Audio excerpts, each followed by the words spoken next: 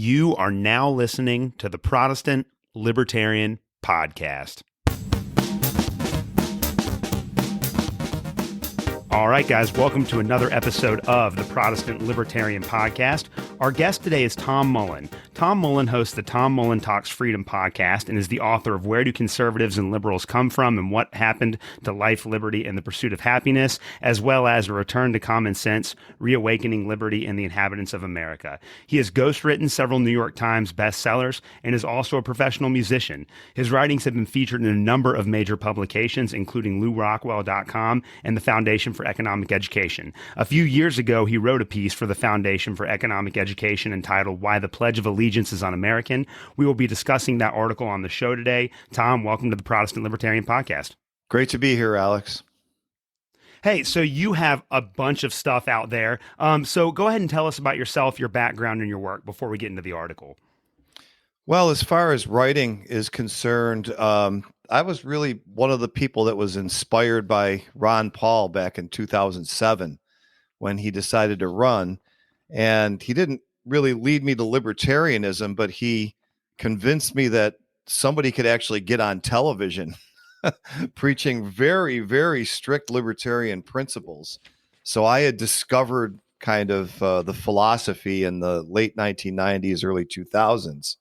And then I found out there was a party called the Libertarian Party, and they had a great candidate called Michael Bodnarik. And that was the last great candidate they had. And then they had a bunch of clunkers for a while. They didn't have a bad one last time.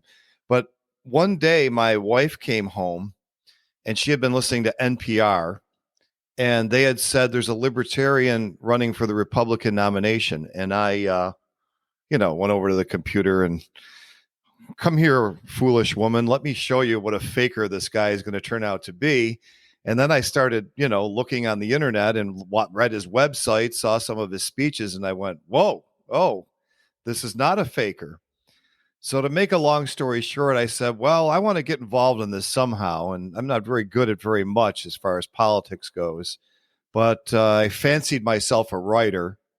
And when I read my 2007 and 2008 writing, it's really awful. But I started hacking away. And after a while, I got on some pretty big platforms. I covered his 2012 campaign for Washington Times. I actually had a press pass.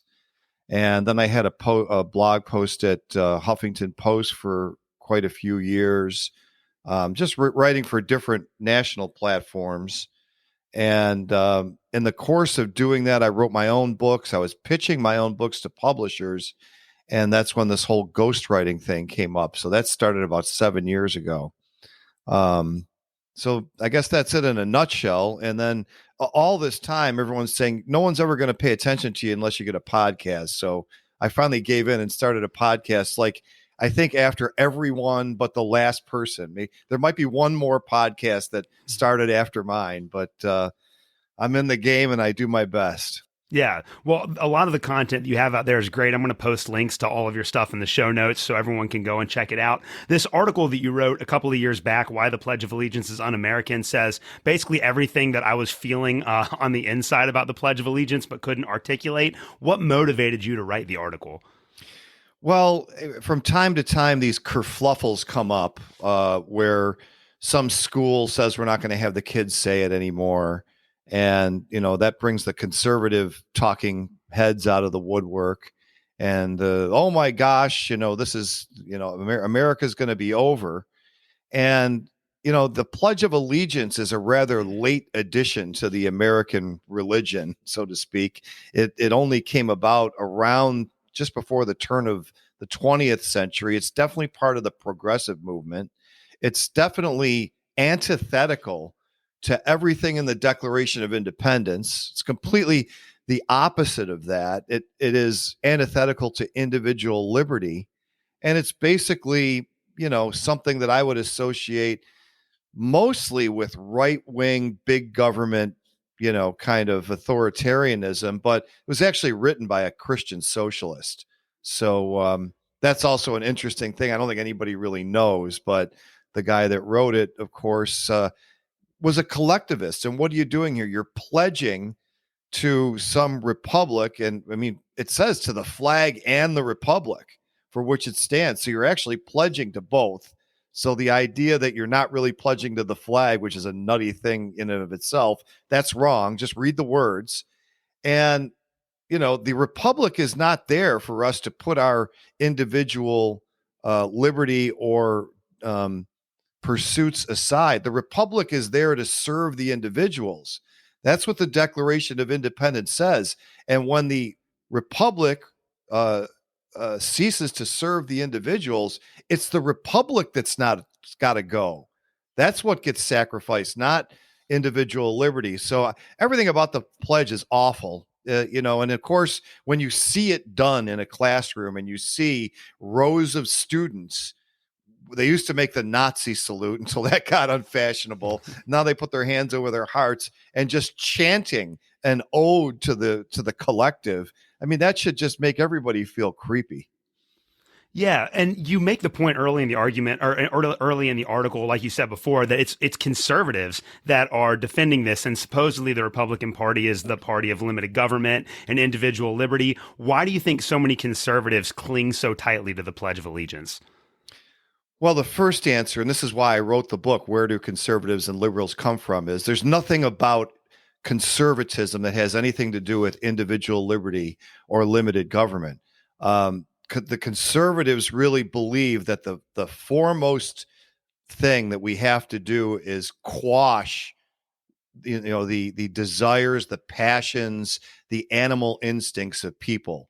And what liberty is allowed is secondary to that primary goal. And that's what they believe is the problem with a world without government, that we'd all be, at each other's throats. And when you read people like Alexander Hamilton, they actually say the words at each other's throats.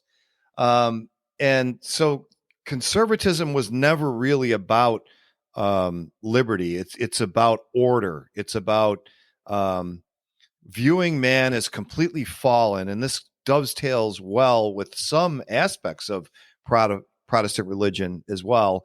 And that, where the Protestants say only the grace of God can save the person, the conservatives say, yeah, but we also need, the government to squash their desires. That's the hand of God in the secular world. So, there was this brief period in the 20th century where conservatives made nice with people I would call classical liberals, or really the same as libertarians. And that was strategic because they were just trying to oppose the New Deal Democrats. But other than that brief window, which is now over, and you can see what conservatives stand for now. Conservatives have never been about limited government. Thomas Hobbes' Leviathan, that's the conservative Bible. When Edmund Burke's name comes up, he disagreed with Hobbes on very little. And I talk about that in my book too. So, it's always funny to me where people are saying, I can't believe the spending under a Republican president. Look at history. It always goes up twice as fast under Republican presidents, all the way back to Lincoln. The only exception was Coolidge and Harding, So if anyone were rhinos, it was those two, not all the rest of the Republicans other than them, because those are the only ones you can come up with. And I would say that there was a lot of classical liberal in both of them, along with a lot of conservative ideals. Yeah, that makes sense. And once you've kind of taken up libertarian philosophy, it's very easy to see how the rhetoric that the Republican Party uses around freedom is completely hollow. One of the really funny things about the Republican Party now is that they love to throw around the term socialist at anyone that has any sort of political perspective that is different than them. But like all of the policies that they pursue are socialist oriented. Like they want the government to regulate the economy. They really do. You said earlier that the Pledge of Allegiance was written by a socialist. Like kind of like a Christian from the early progressive era. What's the background? Like, what was the how was the pledge? How did the Pledge of Allegiance come into being? Well, there was a lot of this is the height of, well, I shouldn't say the height. It was the roots of the progressive era. So we still had our greatest president in office, Grover Cleveland, I believe, when this guy whose name now escapes me came up with this pledge. But there was, a massive movement with the Republicans in charge for the last half of the 19th century, that to nationalize everything. And of course, Lincoln was a nationalist. So there's more than one brand of conservative. I would say that the people who are more interested in Edmund Burke would be more, well, let's do as much locally as we can. The difference between them and a libertarian would be, well, even if it's local, there's still, everything is regulated to a conservative. Maybe it's not Washington, but it's your state government. And if it's not your state, it's your city. And if it's not your city, it's your town or it's your school board or whatever. But there's nothing that escapes regulation, where the libertarian would say, um, most things should not be regulated, that the government has this tiny role to, as Thomas Jefferson said in his first inaugural, to keep us from injuring one another and otherwise leave us free. And those two ideas combated with each other throughout the 19th century. And by the end, the domination of the Republican Party, it was really going in the nationalists and the conservative direction. And, part of this whole idea, the progressive movement started with conservatives. This whole idea that, we have to get everybody on board. We have to have everybody working for the same goal and to become an even greater nation. That fits well in with the socialists. You don't have to be a conservative to go along with that idea. And that's where the pledge is. It's you're saying in the pledge, my life, my interests are secondary to this republic. And that's like I said, that's the opposite of the Declaration. And one of the other points I'll say I made in the book is that at the end of the day, the goals of the left and the right are similar in this way. They want one unified polity where everybody's interests are secondary to that polity. And, of course, the socialists, what they say is the purpose of the government is to make everyone as equal as possible, where the conservatives are like, no, the purpose of the government is to squash, our animal passions. But they all want everybody working together for the same thing, where the libertarians, who dominated the first half of the 19th century, say, no, it is the purpose of the government to create a space where everyone can pursue separate interests and not really care what the other one is doing, that the invisible hand of the market will provide the best outcomes. That's very different than anything that anyone who thinks the pledge is a good idea could possibly believe. Yeah, that's a great summary. And you dive in your article to some of the problems with the phraseology of the pledge. And I think you've built a really good foundation to discuss some of those phrases. So you note at the very start of the article that there's like this massive historical and political problem with the phrase one nation. So why is the idea that America is one nation completely at odds with both U.S. history and the intent of the Constitution?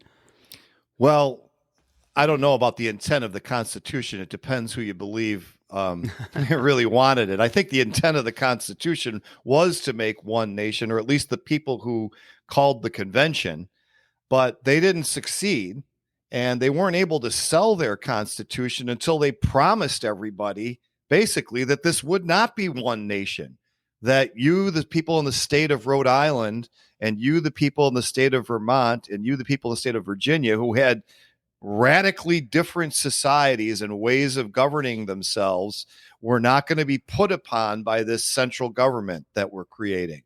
That's what the Federalist Papers are. They're answering all the objections by everybody. And if you could sum up what all those objections were, it's that you're going to replace this federation, this firm league of friendship that we have between independent countries. You're going to replace that with one monolithic nation, which is going to tell me in my state how to run things here.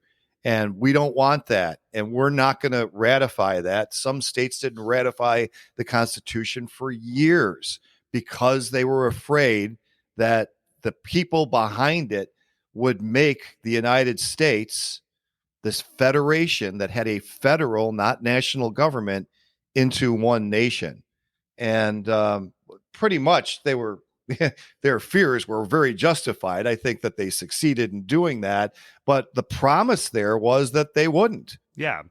And you point out in your article that this applies to this applies to values and to rights that we kind of cherish on a national level, like gun rights and like the freedom of religion. But if you look at it in historical context, those two things are actually understood a lot differently in the Constitution than both conservatives and progressives typically understand them. Can you explain that within the context of the one nation idea? Well, I did talk in the article about how the Bill of Rights originally only applied to the federal government because that's all anyone was worried about. Now, if you look at all the state governments, they have their own bills of rights. Just about every one. I think all of them do. I'm not sure. I didn't read all 50, but I read many. And even states that whose constitutions were ratified and which came into the Union long after ratification of the federal Bill of Rights, they still have their own bills of rights in their constitutions. Like a state that came in 1872 or whatever would still have these bills of rights. And you have to ask yourself, why? Why do I need to protect the right to keep and bear arms in my Wyoming Constitution when the federal Constitution already protects me? Well, because they knew that the federal Constitution only protects me from infringing that right by the federal government. It doesn't protect me from the state government. And why that's important is it leaves the regulation of firearms, whether it's going to be no regulation or heavy regulation, to the people in the state and allows them to regulate firearms radically differently from any other state or from what the federal government thinks. The purpose of the Second Amendment for the federal government is to keep the federal government out of the question completely. And that's why I don't agree. I live in New York, and they recently overturned some idiotic gun law that the New York legislature came up with. But New York does not, New York has the right to regulate, even ban firearms completely under the original understanding of the Constitution and the Bill of Rights. It was a 20th century progressive movement idea that somehow the 14th Amendment, which very specifically prohibited states from violating due process due to someone's ethnicity, that somehow brought in the whole Bill of Rights against the states. And that was never the intention. And the people that think it's a good idea because every once in a while the Supreme Court goes our way, you're ceding all this power to Washington. And they get to write in all these, stipulations to the right to keep and bear arms. The idea of the Constitution was New York decides you can have no guns. You can have a nuclear weapon if you want. That's up to New York. That was the original idea. So, the one nation thing says that's not what we're going to do. We're not, there's a reason they call it the federal government, because it's the government of a federation. One nation means you have a national government, makes the rules for everybody. So if there's anything that's apparent from just reading anything about the process to create the Constitution, it's that this was the central, most important thing to the people asked to ratify it was guarantee us you will never try to make this a nation. Yeah. And look where we're at right now. Yeah. You briefly mention it in your article, but you point out that the next phrase, of course, after one nation is under God, but that wasn't actually added until the 1950s. So why did we add the phrase one nation under God to the Pledge of Allegiance? Well, I think that's a conservative thing. Reacting against, you're in the middle now, the progressive movement's like a locomotive. And I believe that they had already had the decisions, and I could be wrong about this, that led to, like, you can't say God in school, which, this is the interpretation of the Establishment Clause. Now, first of all, let's just apply what we just said about guns to this thing about religion. So the Establishment Clause says you can't establish a national religion. That's what it means. And what that means is you can't say, let's say, the United States, the official religion is going to be Lutheranism. And then you have a national Lutheran church, and I got to pay taxes to pay all these ministers and pay for all these buildings. Now, this was the case in many of the states during the colonial period. It was still the case in 3 states when the Bill of Rights was ratified. Okay, so they had state religions after the Bill of Rights was ratified. And the idea was you can't make a national religion because I'm going to have to pay for this national religion in addition to my own or my own state's religion. And you're not allowed to do that. This is within the purview of the states. And it wasn't that there's any separation between church and state. It was, again, this is a state decision. We could make everybody be Lutherans. We could make everybody be atheists. We could make everybody be Catholics, whatever. We can establish any religion we want. Now, all the state constitutions grant freedom of religion, but that doesn't mean we can't make you pay for the state religion. That just means you have to pay for that, kind of like the public schools, and then you can go to a private school if you want.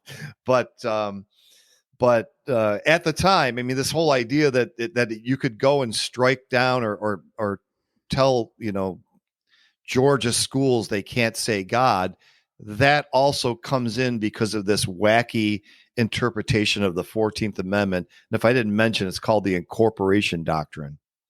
Yeah. Well, and you would say, obviously, too, that the addition of under God only reinforces the idea that the Pledge of Allegiance is just completely antithetical to traditional American values.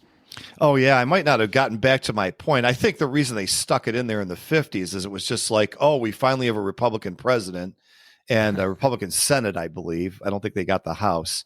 So we're going to do this to just own the left. Yeah. We're going to put that in there. And guess what? Well, now the pledge says under God, despite all this nonsense you guys have been saying about separation of church and state. Do you think the Cold War had something to do with that? Because I've always heard, and I don't know if I ever actually read this anywhere, if I just heard this somewhere, I might have made it up in my head, I don't know. But I always was under the impression that it was added to distinguish the United States from the communists that we were fighting in the Cold War. Do you think there might be something to that, or is that just a crazy theory that I have? No, I would think that's in there, and don't forget that a lot of the American left was very sympathetic to the communists. They made all sorts of excuses for their atrocities because they were supposedly on this righteous mission to make everybody equal. And then they were also, legally atheists. So yeah, that I'd be surprised if that wasn't in the mix of reasons to get that put in there.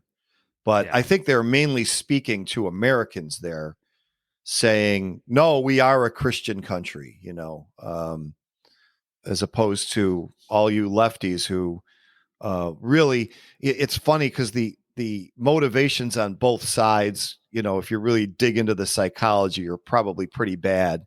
The left wants to stamp out religion because Karl Marx told them to, and they associate it with, their whole economic and cultural goals. And then, of course, the right likes religion mixed in with government because it helps them rule and, again, make people subservient and put their own interests aside for this supposedly Christian nation. Yeah, and religion's oftentimes a very good tool for that if you have a very powerful authoritarian state. So we looked at the idea of one nation. We looked at the under God phrase. And now I want to turn to the last one that you tackle in depth in your article, and that is the idea of the United States being indivisible. And you say that that's incredibly problematic. The really interesting thing about this one, especially in the context of the political conversations that we're having in the United States right now, is that there was a very large conversation happening, at least within libertarian circles, after the Dobbs decision back in the summer, where people were starting to realize that, maybe it's not such a bad thing if there's some division within the United States. Why is the indivisible clause in the Pledge of Allegiance such a problem? Well, I think in the context of 1892 or whatever, you're not long after the Civil War, so that probably helped motivate it. But regardless of the reasons for the states seceding from the Union, the idea that you could secede from the Union was just taken as a given up until a few states tried it. I mean, they had conventions about seceding right from the time of Jefferson's uh, election and inauguration, right through the War of 1812 and beyond. In the late 1820s, when they started raising those tariffs really high, they started talking secession again. So the idea that a state could secede was openly talked about. Jefferson said that it wouldn't be all that important if we ended up with three republics. I think he was thinking one would be Southern, one would be Northern, and one would be Western. But the idea that this is a voluntary union of, when we say the word state in America today, we think of subdivision of the nation. But when they said the word state, they used to call their adversary in the American Revolutionary War the state of Great Britain. And there was the state of France, and there was the state of Virginia. And it was understood that the state of Virginia and the state of South Carolina were on an equal footing with the state of England and the state of France, and that this constitution that they agreed to join was something, these are my words, but I would say something more than a treaty, but something far less than a nation. Like, we've agreed to these few little things for our mutual defense and to somewhat, mistakenly allow the central government to get into economic affairs with foreign nations. But other than that, we're state of Rhode Island is its own country, and we make the rules for how things go here. And if we're not talking to another country or another state, then the federal government has no place whatsoever. So the idea that that's an indivisible nation, a nation that was born with 13 different colonies seceding and becoming their own states. That's how the United States came to exist. And even the word, the United States, means a bunch of states that have united for some purpose. So if you said United Nations, that would be the same thing, not to confuse it with that awful thing in New York. So you don't mention it in your article, but freedom-oriented people like us often take issue with the phrase liberty and justice for all. And again, when I hear people say the Pledge of Allegiance and they get to that part, thinking about the things that our federal government has done over the last 20 or 30 years, it makes it almost laughable. In what ways does the American federal government actually not grant freedom and justice to all? Well, it's funny because they're not empowered to protect liberty or justice in any way whatsoever. They're really only empowered to administrate this collective defense. And then, of course, like as I said, because of the Commerce Clause, to regulate some international trade. But justice is supposed to be delivered by your state and local governments. That's the whole idea. And your liberty is protected by them. The Bill of Rights should be viewed as like, look at, we're not comfortable what's in the original document, and these amendments are going to make sure that this federal government doesn't come and infringe our liberties in all these different ways. So really, we protect our own liberty. We administer our own justice, utilizing our friends and neighbors and peers, and the federal government has nothing to do with that. And there's some vestiges of that left, where you'll hear like the police power is relegated to the states, and that's why they had to call the Federal Bureau of Investigation a Bureau of Investigate. We're just investigating. Now we know that that's not true. They are a police force. They recommend prosecutions just like your sheriff's department, but they're not supposed to. And if you really pay attention, they do try to dance around with all kinds of linguistic tricks to pretend that they're still, adhering to this idea that liberty and justice are delivered locally and the federal government's just there for national defense. Yeah, and it's all completely rhetorical, right? Like again, it's kind of what you were saying earlier about how the Republican Party loves to use the language of freedom and liberty, but they don't actually believe in it when it comes to policy making. No, and I mean their record is just horrific, and we have to remember. I mean, just look at the whole life of the Republican Party. It was started by Lincoln, or not? It was just started the election before Lincoln's, couple actually before, but one presidential election before Lincoln's.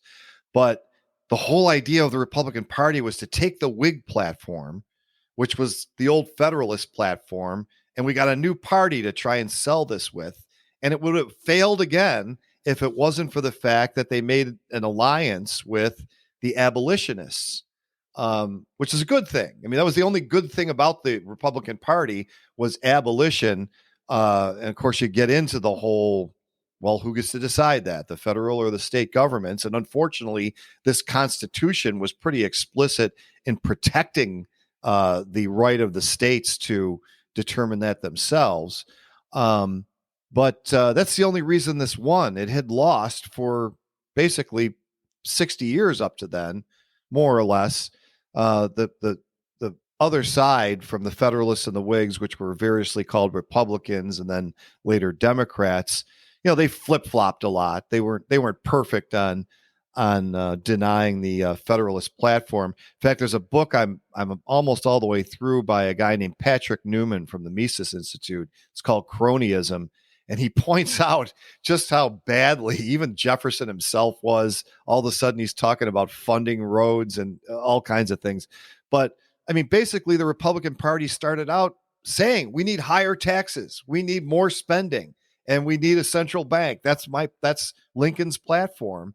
And the Democrats were the ones saying limited government. That was the case right up until the 20th century. And really, the Democrats just kind of leapfrogged them as far as unlimited government goes. And then there was this little reaction by the Republican Party because you had all these classical liberals that used to be Democrats that didn't have a home there anymore when they're talking New Deal and all this stuff. And I think that's what you were seeing, that little period of time where the Republican Party was talking limited government. That's because they were a bunch of classical liberals under their tent. But the core idea of the party was always bigger government. And they love to build roads. This is always a big thing with them. Every time they win an election, the first thing Eisenhower does is go spend the equivalent today of trillions on a road system that's still awful. You can't drive on it for an hour without running into like an hour delay. And then the same thing now with Trump gets in there and he's right back to it. He might as well be Alexander Hamilton. And in fact, I wrote an article called Trump Isn't Hitler, He's Hamilton, about exactly that, about how similar his program is to Hamilton's. And so the Republicans really, their DNA is not limited government. That's like something Reagan picked up on, and never did, by the way. The government doubled under Reagan. Yeah.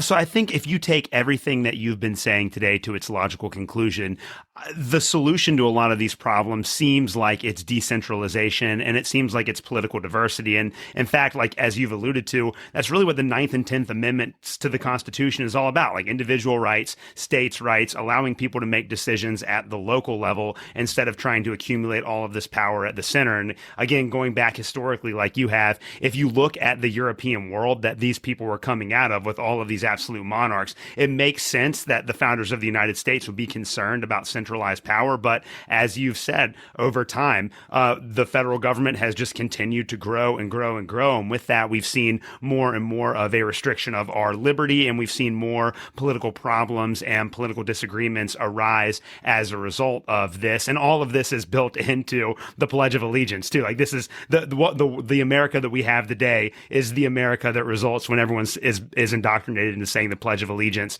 for the 12 years that they're in public school growing up. So how could a move towards decentralization and political diversity in the United States help solve some of our political problems? Well, you saw a little bit of this in COVID. The problem with the federalism we saw in COVID, federalism being state governments protecting the boundaries between the federal and state government, was that everybody was forced to fund, no matter, it was to fund New York's lockdowns, even after South Dakota never locked down. Why were people in South Dakota paying people in New York to stay home when they were going to work? That's the problem. But we did see that, some states were willing, and some state governments were willing to stand up to the national edicts, which, remember that the CDC and Fauci, and really this all goes under Trump, by the way, so Trump is responsible for this. All they did was recommend, and that gave the governors cover to say, well, we're going to lock down. So the lockdowns really were, they were done correctly in constitutional terms. They were done by the state governors. I think a lot of those governors violated their own state constitutions in doing so. There are laws that actually say you can close down places of public amusement. That's a whole other question. But I think they went even farther than the laws that were on the books. But you had, as I said, Kristi Noem in South Dakota was the best one. They never shut down for a single day. So, and here's a nice little factoid. Everyone talks about Ron DeSantis, and he was good too.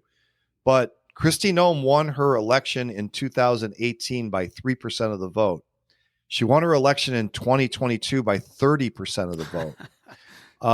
And she campaigned all on, we never shut you down. We respected your liberty. It was like, oh my God, someone's running on this. And they won in a landslide bigger than DeSantis's. I see DeSantis as more of a mixed bag. He's more of a conservative. He wants to use the power of the state for things that, maybe we might like, but I don't want the governor telling a private business that they can't have a vaccine mandate, or require proof of vaccine to enter their doors. I don't want the government going there. And Kristi Noem was pressured to do that. She said no. So, but those are two different ways that, the people of Florida obviously support DeSantis. People of South Dakota support Noem. The people of New York, unfortunately, supported Cuomo. At least the people in the big cities in New York did. So that's the way, that provides some choice, some daylight. And I think that the thing that has to happen, though, is even more of that. Jefferson said that he between the federal and state governments, he wanted the power in the states. But then he was like, well, but I'd rather have it between the state and the town, and even want to get down to the ward, making the decisions. And the reason that it works, none of these governments are good. So the state government's horrible, even in Florida or South Dakota. But it's better than the federal government. And when you get down to like your town, now you go to a town meeting and someone's proposing something horrible, and they got to look you in the eye. And this is somebody that you know. That's a lot tougher to look me in the eye and tell me I have to pay for something that there's no good reason I'm paying for, right? That you're going to benefit from. It's a lot harder to do that when you have to look the people in the eye. They know who you are. They know where you live. Not saying that someone's going to come and be violent to you, but it's just, there's a shame factor there. And so the more power you can get locally, the more those kinds of things come into play. And remember, a state back in 1792 was about the size of a town in population. It might have been more spread out, but we're talking tiny amounts of people who generally knew each other. And that's where they wanted the power to lay, because they knew if you propose some big ripoff scheme, you're going to have to do it in front of people who know what you're up to. So yeah, that's the idea.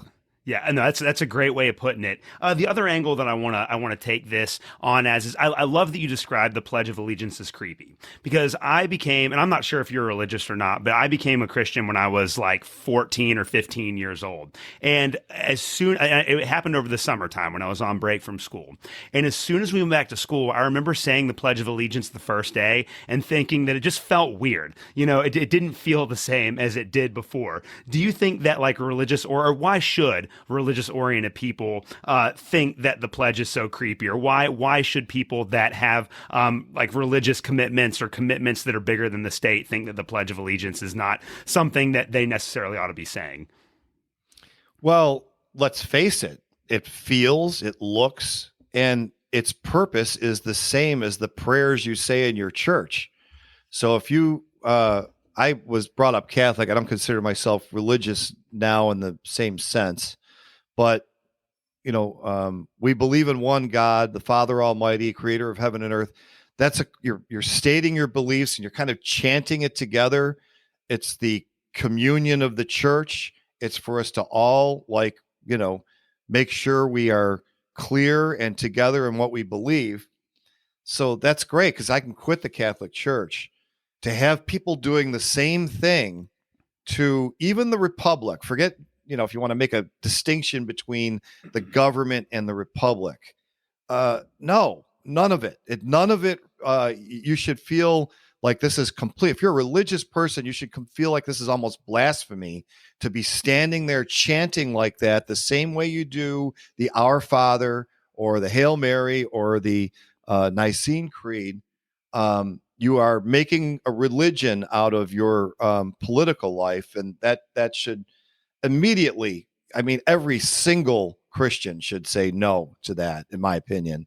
And even if you're not religious, for all the reasons you're not religious, if you think that, it's creepy for people to all chant the same words. I don't know that there's much of that in the Bible, by the way. I see Jesus kind of sitting around and teaching. I didn't remember him leading anybody in any mass prayers where they all recite things. But putting that aside, if you're not religious and you're suspicious of at least organized religion, that it gets people kind of marching in that way, then of course you should not like the pledge either. So both sides should not like the pledge. There's just nothing to like about it.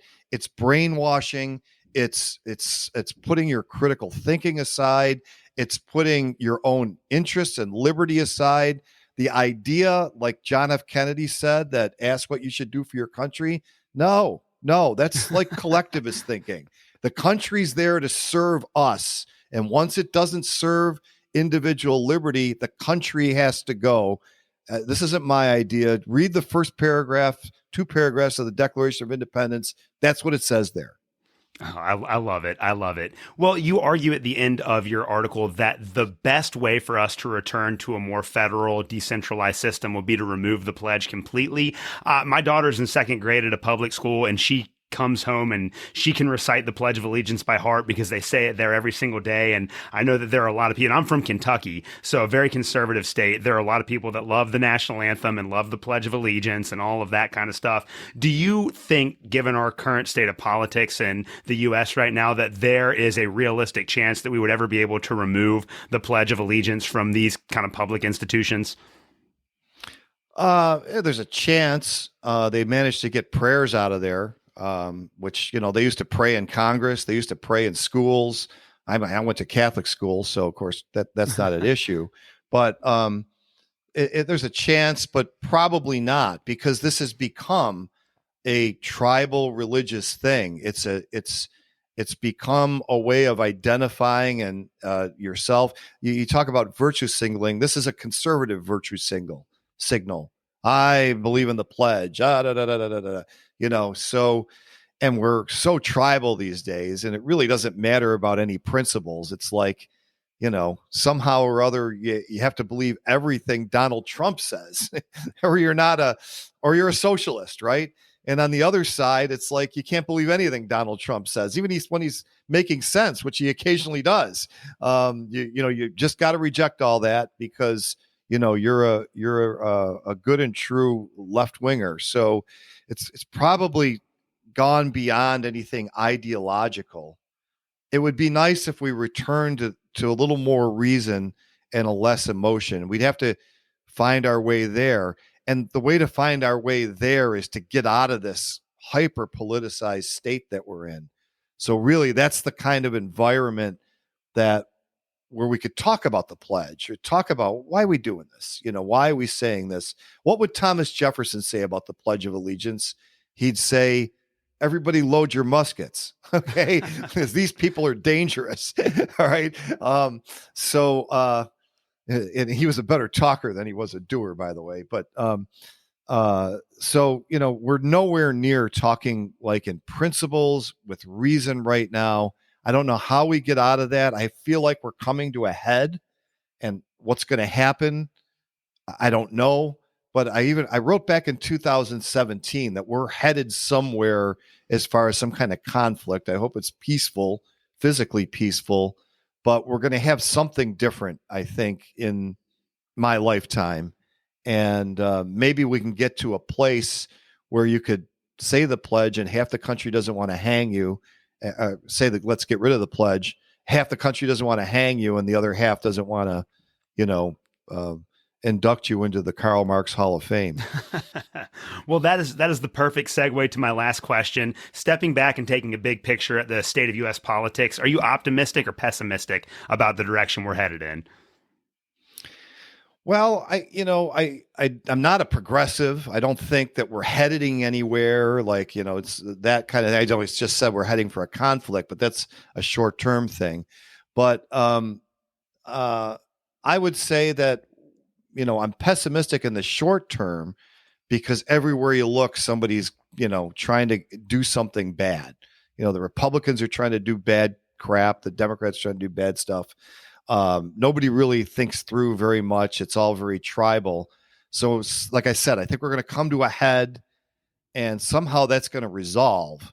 Long term, I think I'm optimistic. I think, in the course of human history, at some point we'll figure out Murray Rothbard was right. We shouldn't have a government at all.